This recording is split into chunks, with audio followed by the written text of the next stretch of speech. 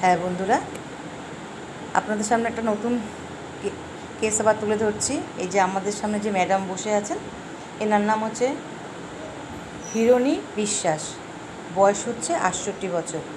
ওনার হচ্ছে এপিগ্যাস্ট্রিক রিজনে একটা পেইন এই যে চলছে। এই যে আমি দেখালাম, এখান থেকে এটা রেডিয়েট করে এই রাইট সাইডটা আসছে। এই হচ্ছে ওনার সবথেকে বেশি বড় কষ্ট। এখন অনেক ডাক্তার দেখিয়েছে, দুবার করে হসপিটালে ভর্তি হয়েছে। এই ব্যথাটা ওনার 10 বছর ধরে চলছে।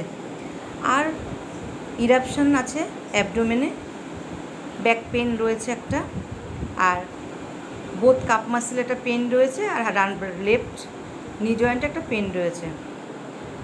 বোথ সোল এ বার্নিং রয়েছে। আমি নেওয়ার মধ্যে কী নিলাম, একটা ঠান্ডা লাগার প্রবণতা রয়েছে,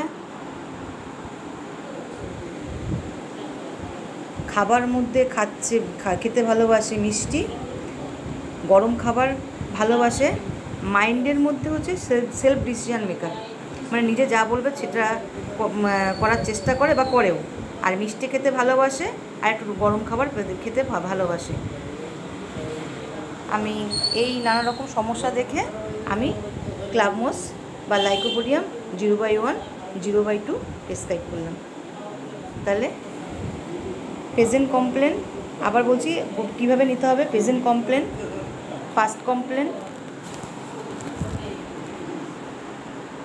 ফ্যামিলি হিস্ট্রি, জেনারেল, মাইন্ড, আর লাস্টে যদি রিপোর্ট, এইভাবে নিতে হবে।